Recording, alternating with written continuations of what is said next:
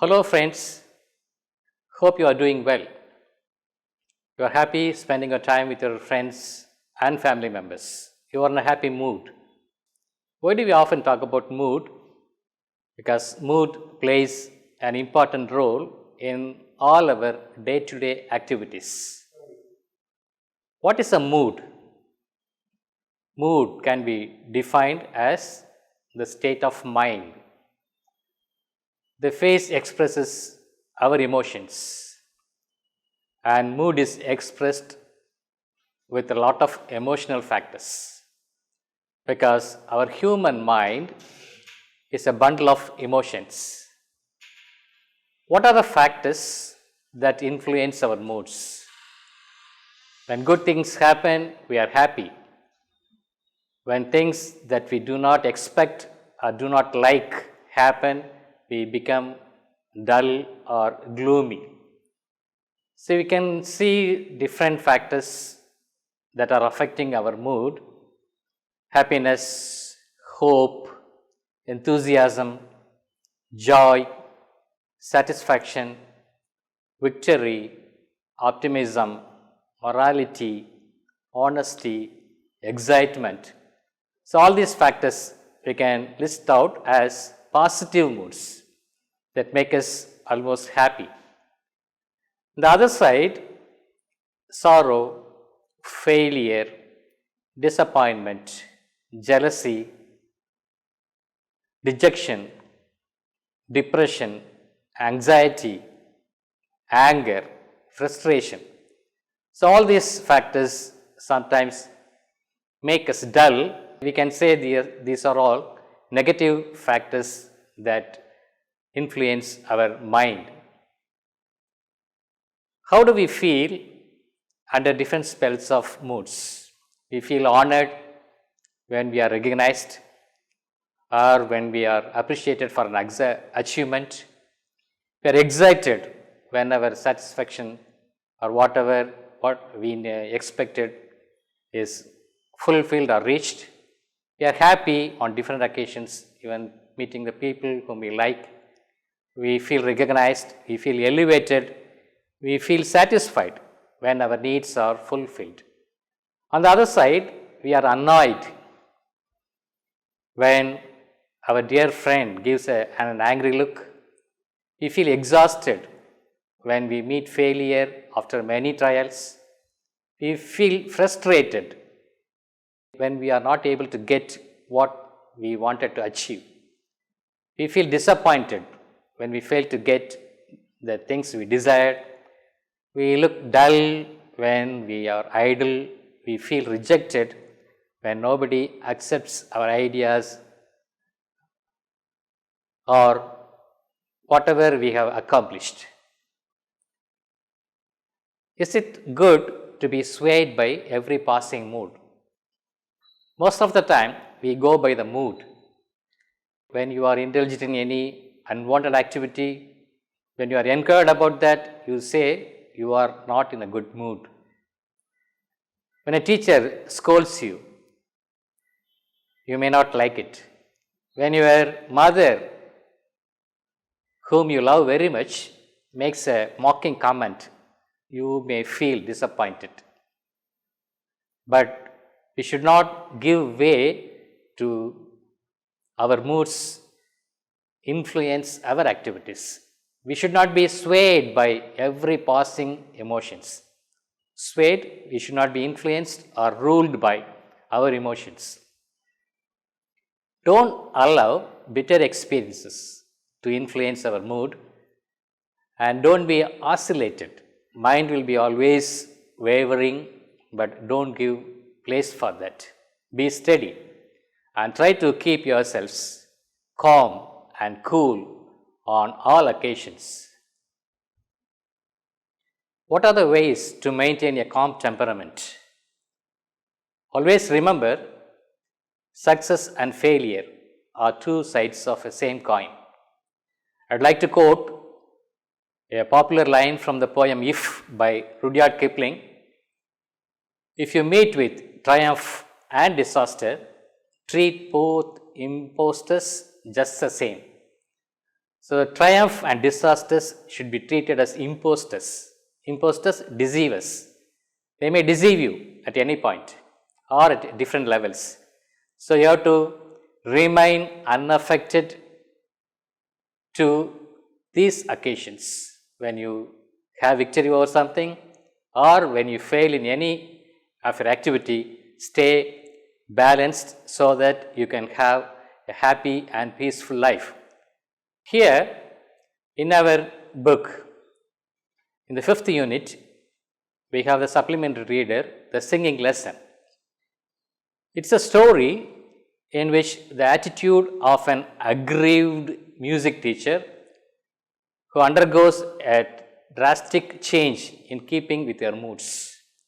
Aggrieved, angry due to unjust treatment. So, when the treatment is not against our expectation, we become angry. And the story is about this music teacher who has allowed her mood to affect the environment. This lesson is written by Kathleen Mansfield Murray. Her pen name was Catherine Mansfield. She was from New Zealand. She was a short story writer. She left New Zealand at the age of 19 and settled in the United Kingdom. She gained the friendship of D.H. Lawrence and Virginia Woolf and other famous writers.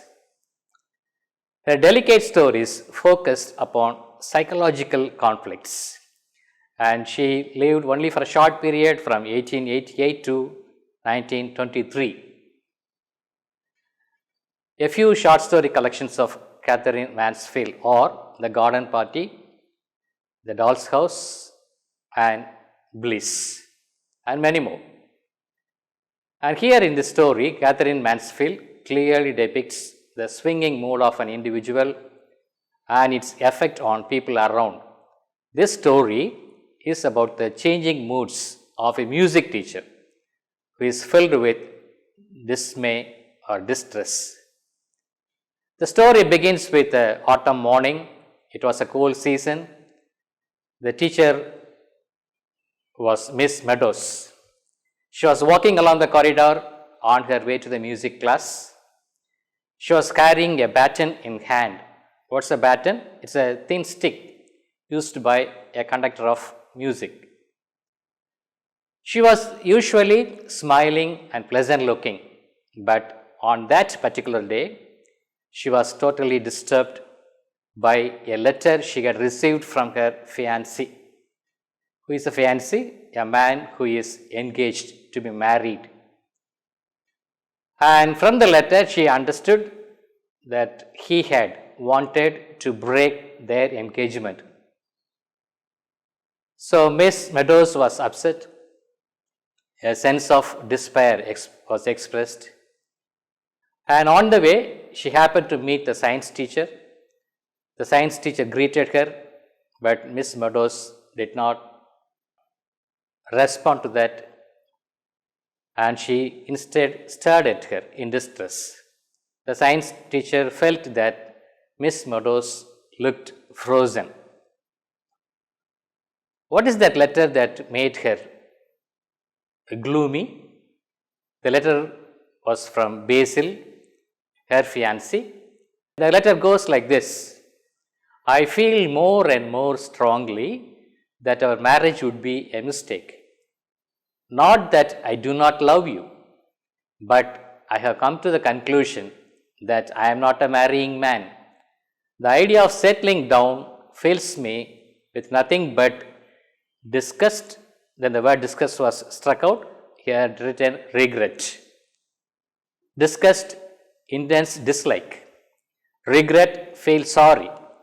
And she could not grasp the idea of writing these two words, disgust, then struck out, and regret. The teacher, with this very bad mood, entered into the hall. The students from forms 4, 5, and 6 were there. There was a deafening noise in the hall because there were students from 3 classes. On the platform stood Mary Beasley, a student who is also Miss Meadows' favorite. This Mary Beasley sets right everything before the class, and she also used to play accompaniments. On seeing the teacher, Mary alerted the class and quietened the students. The music teacher went up the steps. She caught hold of the brass stand and brought her place. Twice, without knowing what to do, she tapped it with her baton. Her behavior on that day was very odd. The words of Basil in the letter broke her heart. The students could easily recognize her mood. They all said, "Hey, Medi is in a wax." In a wax is a slang used for angry. She also knew that the students would feel in this way.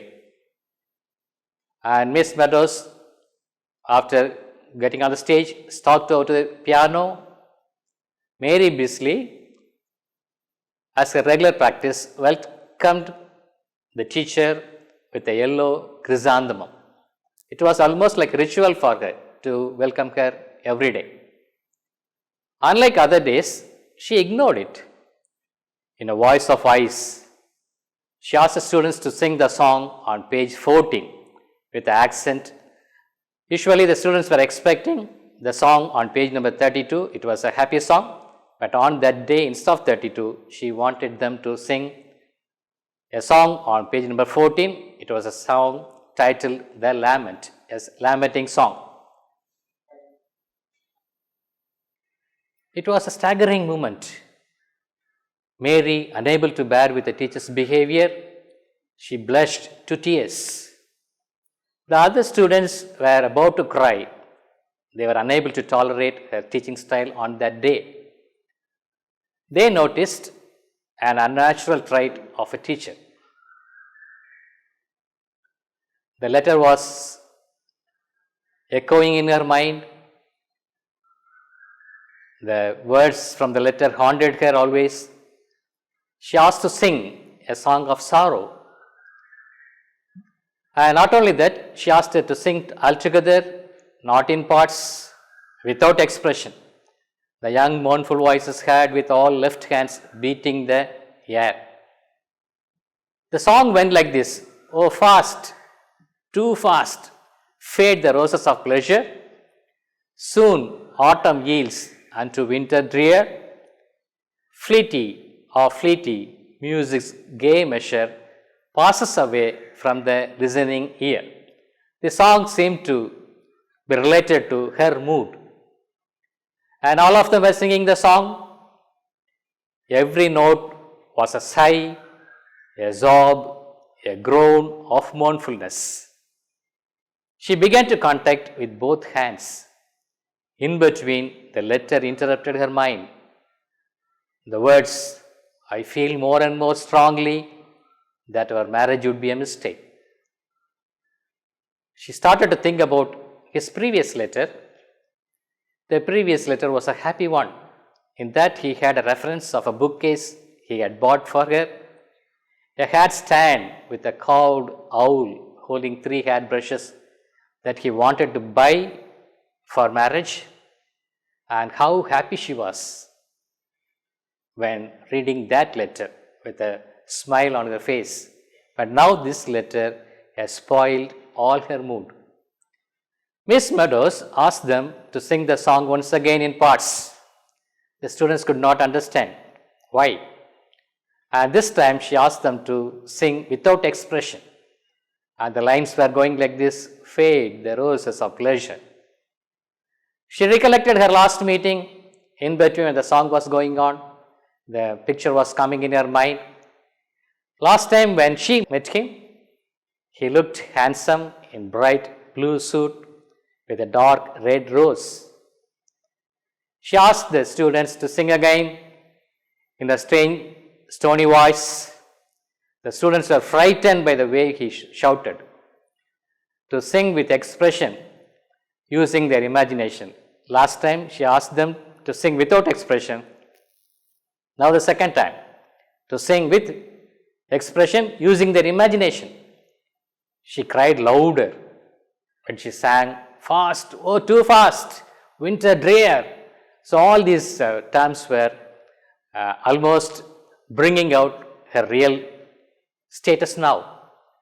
And hearing her shout, Mary Beasley almost wriggled her spine, about to fall.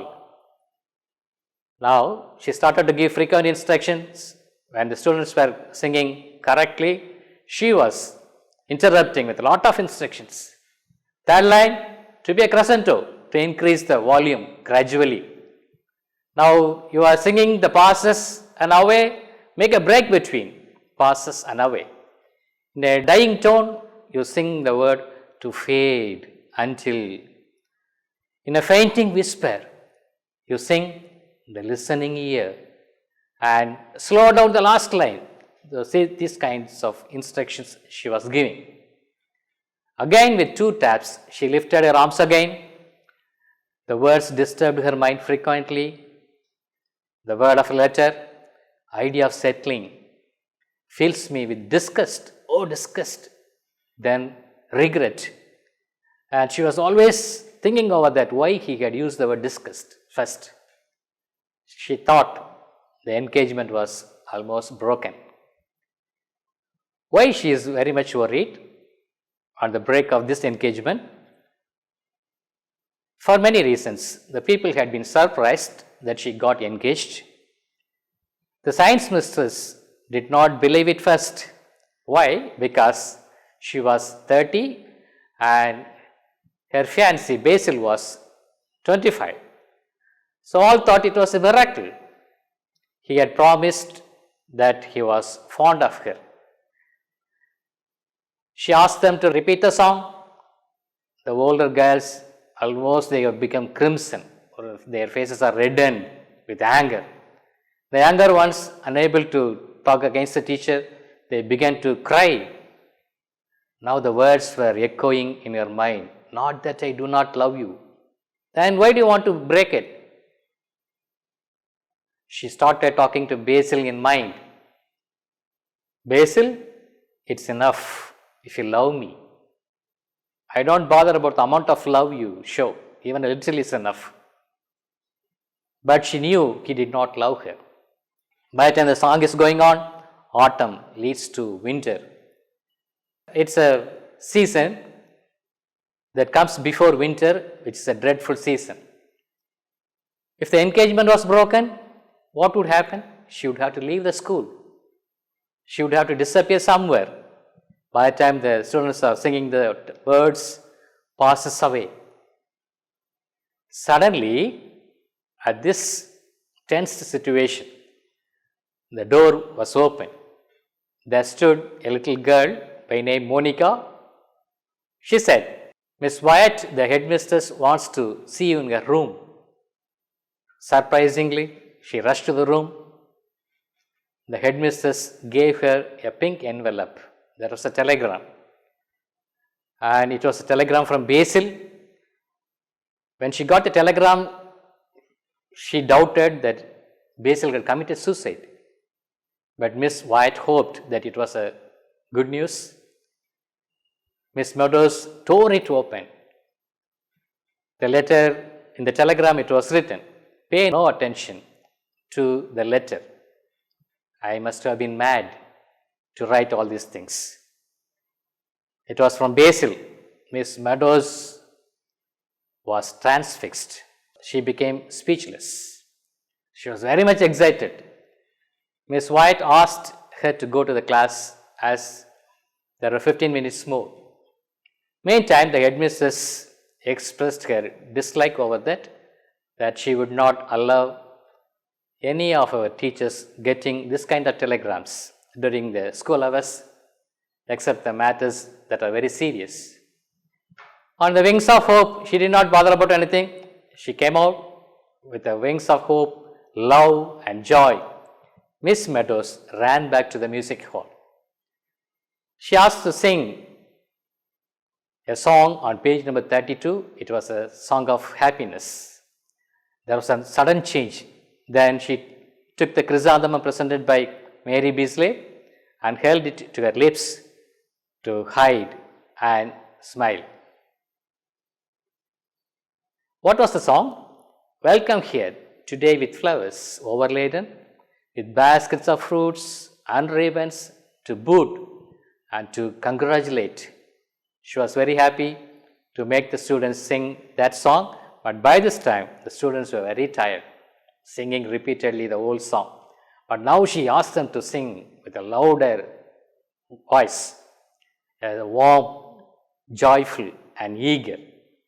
She wanted them to sing the term congratulate repeatedly because she feels she must be congratulated for her marriage that was going to take place.